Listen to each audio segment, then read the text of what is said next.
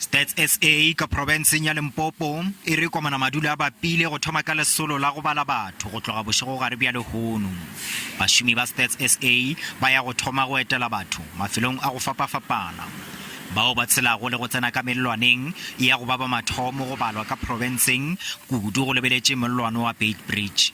At midnight, let's say there's a truck that will be just about to cross the border, but it's still within South Africa.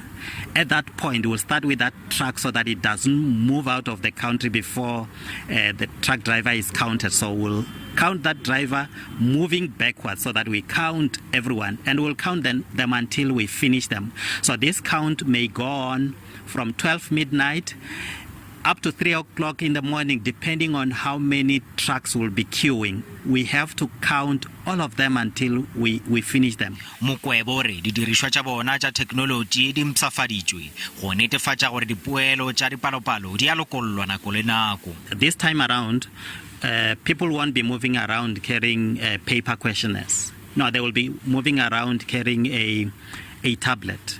So, in other words, the questionnaire is already in there. So, when you are interviewed, information gets stored into that tablet, but the moment you click submit, information is gone to our servers.